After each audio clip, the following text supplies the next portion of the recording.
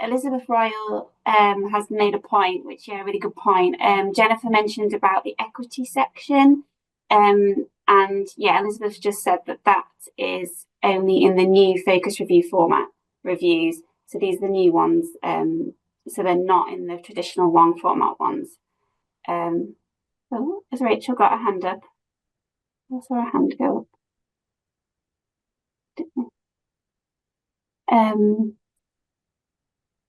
And then there is a question about stakeholders. So how do you plan to practically engage the stakeholders you mentioned? Will they be collaborators in the evidence synthesis? So yeah, Georgie, do you just want to briefly kind of mention what you've said? That'd be great. Well, Jennifer is our expert of engagement, so I will let Jennifer to go for it. I did my best to get the question in the chat.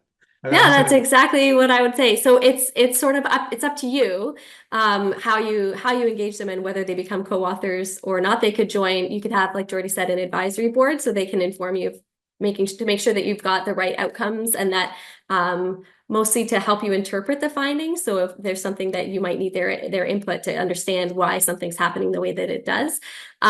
Sometimes they end up authors on the review, sometimes they're acknowledged. It's sort of just up to the review team, and it would be your decision on how to include them as authors or not on the review. Yeah. We will have more guidance on this later. In the works. Thank you. Heather Gray has asked, do you recommend Trial Forge's Pro Eddy tool? Ian Geordie said absolutely. And the table Jennifer showed comes from the Pro Eddy tool. So yeah, is there anything else you want to add to that? Well, no, just to say that this is a tool that it's a phenomenal initiative and that it's currently under review. So they're just testing a first version of the tool and editing with the feedback. And the idea is that eventually Cochrane could endorse or recommend the tool or whatever, but as soon as it's finished, like definitely finished, that will be formalized. But at this point, we're just saying if you're thinking about how to summarize the data around equity from the primary studies, this is the best resource you have on how to think around that and how to effectively present this information. And I would also like to add also that it's a wonderful way of informing your decisions about indirectness for the certainty of evidence, because it very much helps to clarify what you expect to see in the studies and what actually is available there. So it's a wonderful way of making increasing transparency of indirectness assessments on your rate assessment. Thank you. Rachel Richardson had a question. How do you consider the Progress Plus characteristics when you don't have much information about the baseline characteristics and risks? This is pretty common in reports of RCTs and other types of studies. Yeah, it's about the chicken and the egg question, no? So if you have reason to believe that some populations may have a differential, but you don't actually know, no? And you say the information is not presented, well, look into it. And then if it's not presented, you can say, look, actually, we have reason to believe that this population is going to have a different baseline risk. And looking at the rate of adverse events, actually, this increase of baseline risk could totally change how you look at the balance of benefits and harms for these interventions. It's extremely important that you look more carefully into these subgroups, not necessarily because you think that the population will have a differential effect, but because there's more people that are affected by the condition or the particular problem that you're trying to address. That may mean that more your NNT is going to be smaller, and therefore that it may be more worth it versus the adverse events to look into intervention. So you may want to provide a consideration, and even if you don't have this information, just prompt people to look into it, and that way we can break the cycle of not talking about it. Like we cannot be the elephant in the room that everybody's saying, well, that could be an issue, but nobody has looked into it. Well, at some point we need to change that, and the systematic review is a good place to start. Great, thank you. There's a question about, is there a guideline for appraising evidence related to equity? So Geordie said that the handbook, there's a chapter in there.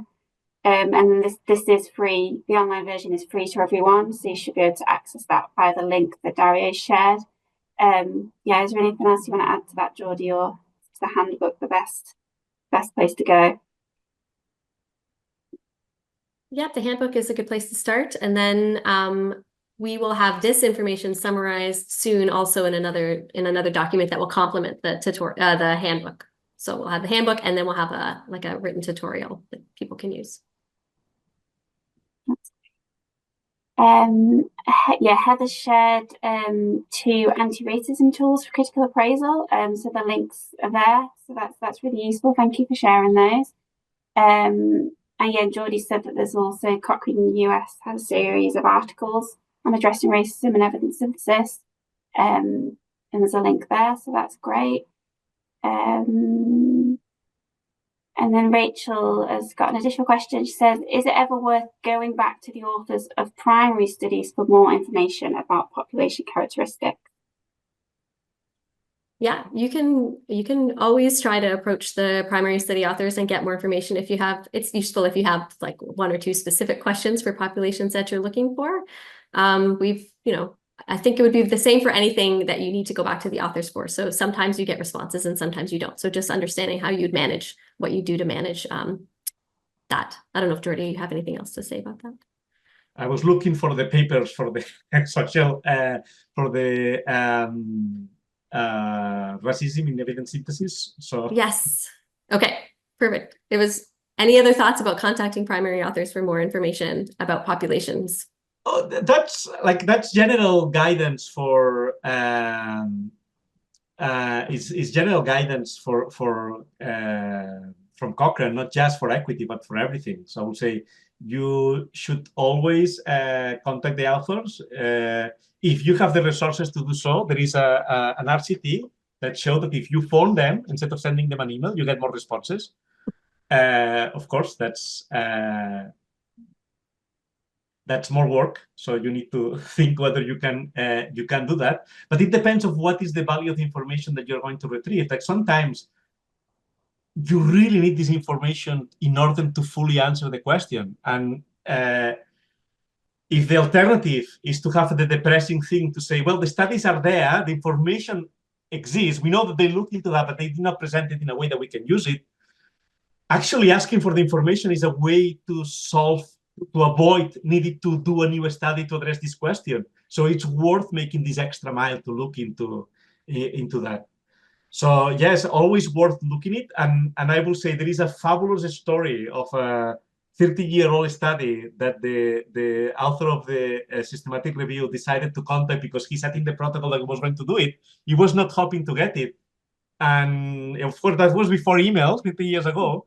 So they sent a letter, and in a few months they got a letter back to say, well, you're a lucky guy because I'm retired, I'm living in a retirement home, and I only took with me 1 paper from work that was my doctoral thesis that happens to be the study you're asking me about. So he was able to get the answer, and was a lovely story that generated a fabulous friendship between a young researcher and an old researcher looking at the same topic and looking for similar things. So I would say it's never too late to contact the authors. There is almost amazing stories that could come when you ask for additional data.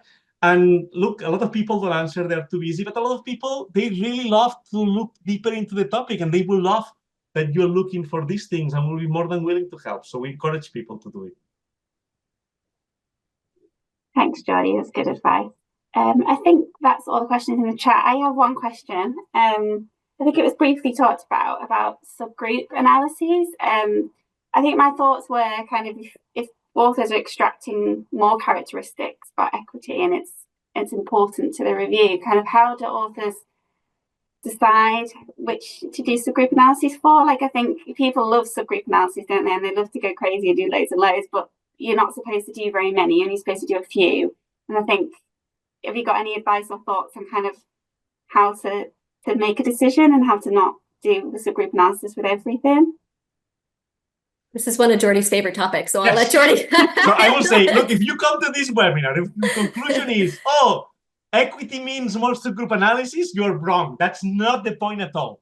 So the whole guidance of when to trust subgroup analysis and when it's sensible to do one, it still applies. We are not suggesting to change that at all. However, you may want to reflect whether the conditions to have a subgroup analysis are met for this particular population. And you may want to reflect on that. And you may want to do sensitivity analysis, and that may lead to say, well, that's something here that doesn't really match. And we may want to look deeper, and that may justify in the future to look into this. But it's not, don't assume that because we have a different population, a subgroup analysis is granted right away. It's very tempting when you have the data organized for different groups to do the subgroup analysis, but you are going to find differences if you look for subgroup analysis for everything. It's just stats. Right? The more that you look into it, you're going to find some things that they're just by chance.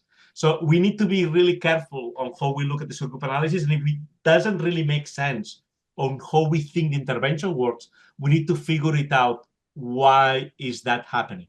And that's where a logic model could be really helpful, first to justify when the subgroup analysis makes sense, but also to try to understand how things are happening. Like a lot of times, if that subgroup analysis may not produce a different effect, but it may show you something that you did not expect about how the intervention is working. And that may help to improve our understanding about the intervention for everybody, not just for the equity populations. And this is the kind of things that increasing this understanding is what we are looking forward at ultimately.